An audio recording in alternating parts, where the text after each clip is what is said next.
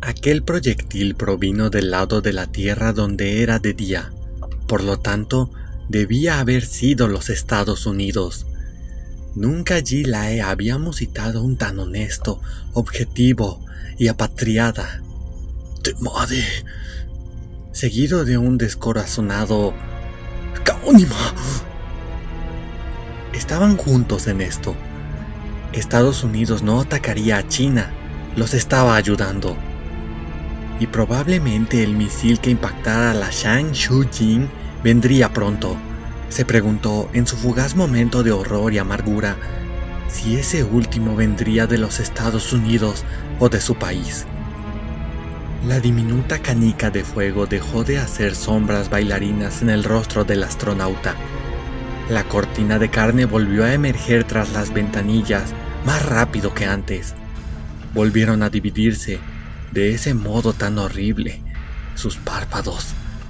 Esta vez los ojos estaban en posiciones distintas.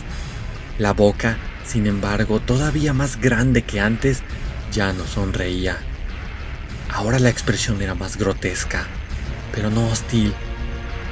Se había convertido en una grieta insondable y, nuevamente, muy humana. Aún aterrorizado como estaba, Gilae supo leer la expresión. Era preocupación. La piel ventosa de la criatura se aferraba al vidrio, y se le ocurrió que, muy posiblemente, pudiera romperlo desde afuera. Pero no acababa de hacerlo, simplemente se aplastaba contra él mismo para verlo mejor. El astronauta le devolvía la mirada con una mezcla extraña de espanto infantil. ¿Qué quieres de mí? El rostro improvisado desapareció. La piel se despegó del vidrio, pero las extremidades de la criatura seguían aferrando los costados de la cápsula espacial. Desde afuera se debía ver como un paracaídas. El extraterrestre ejerció una presión monstruosa. Se aferró con más fuerza a la cápsula. La estructura gimió en un rocoso barrido metálico y comenzó a moverla, desbocando irremediablemente la órbita de la Shanshu-jin. Gilae volvió a aferrar las manos al apoyabrazos, intentando contener un grito. Durante su entrenamiento le habían enseñado a soportar niveles casi sobrehumanos de vértigo. La cápsula daba vueltas sin control, remolcada por el ente. Pero con todo y eso, no era como que pudiera hacerlo por tiempo indefinido. Para aquello, eso debía ser como para un hombre empujar una roca inmensa. Llevárselo al vacío cósmico estaba descartado.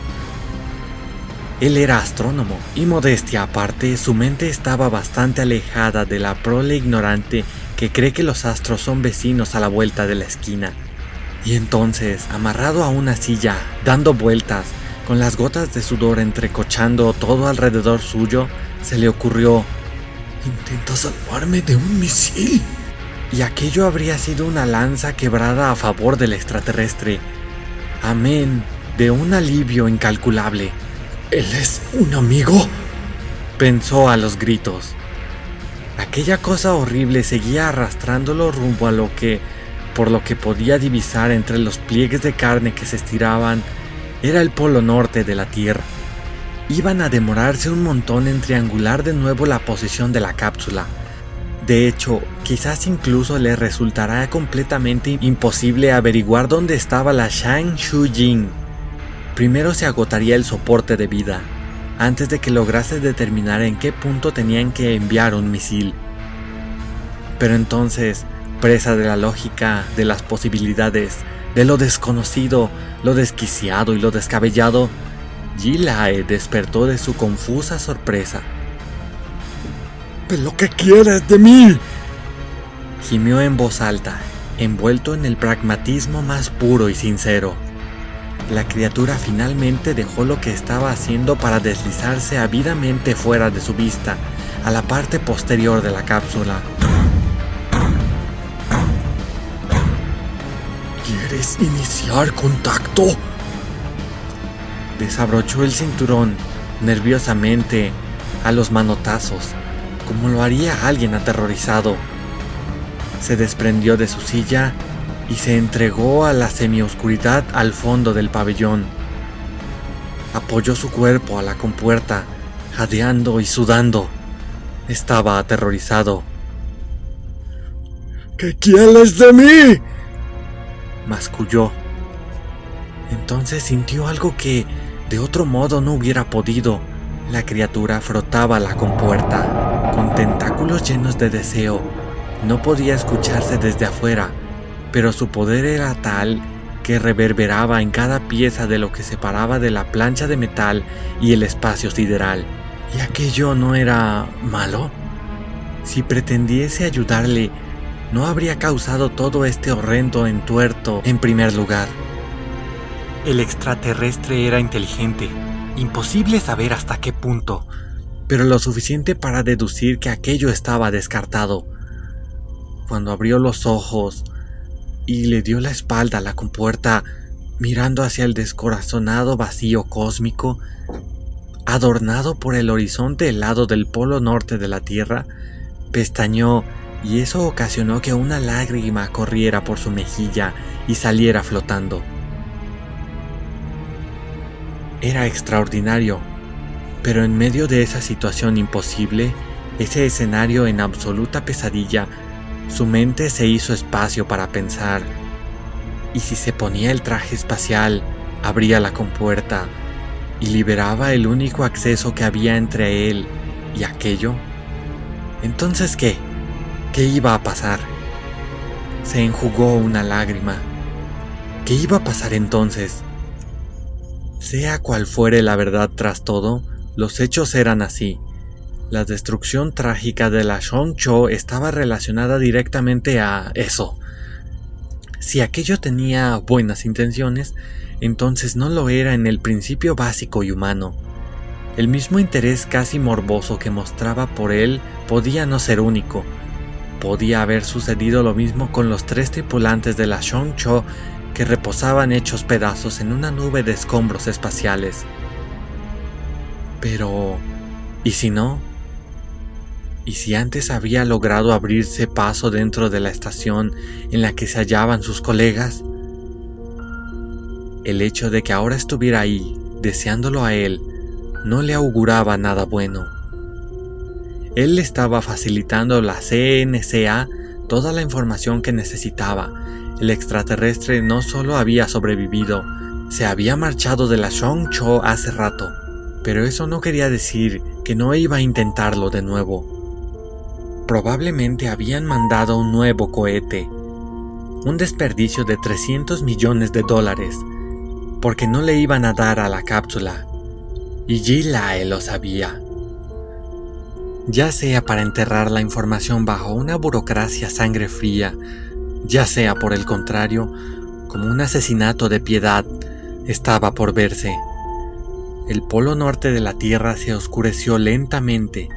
El extraterrestre volvía a colmar las ventanas de la cabina con su manto de carne. Con su adhesiva piel, la luz que podía haber dentro de la Shang Shu-Jing volvía a depender exclusivamente de toda la energía que había en sus baterías. Como si fueran cortadas por un bisturí, se abrieron las líneas que rápidamente se transformaron en ojos, esta vez más grandes, quizá porque la criatura deseaba verlo mejor. Lo único que no apareció era la boca. Esta vez observaba a Ji-Lai con una expresión que no tenía expresión. Ya no parecía alegría, ni deseo, ni curiosidad. Ahora simplemente no tenía expresión, al menos una que no podía leer, y eso lo hacía bastante peor. El astronauta metió las manos por las agarraderas en forma de paréntesis de la compuerta espacial para mantenerse ahí y no flotar a la deriva, y recogió sus piernas hasta que sus rodillas casi tocaron su mentón. Parecía un niño muy asustado. Esas pupilas morbosas, enrevesadas y laberínticas no se movían. Estaban fijas en él, palpitantes, raras.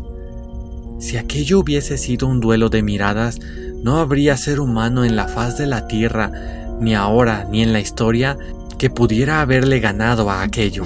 Asumir que aquel fardo inusitado le había tocado a él hizo que le dieran ganas de llorar, pero esta vez de manera prolongada. La criatura comenzó a cerrar los ojos lentamente. Lo hizo encajando sus pupilas hacia arriba, como si el invisible globo ocular diera una vuelta. Eso le fue terriblemente familiar. Una vez, cuando era niño, se había acercado muy temprano por la mañana a la cama de su madre. Podía sentir su respiración cálida y acompasada, y miró con interés las arrugas de su rostro. Levantó una de sus manitos y poniendo el pulgar sobre el párpado de la mujer, lo empujó suavemente hacia arriba. El ojo de su mamá miraba hacia arriba y se movía rápidamente.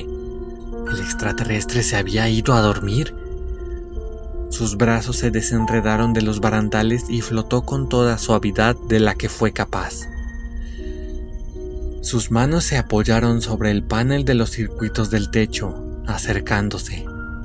Los ojos permanecían cerrados. No iba a ser agradable si se acercaba más y estos se abrían de golpe, pero permanecían cerrados. Sabía que desde afuera la criatura no podía escuchar nada, pero sí podía sentir.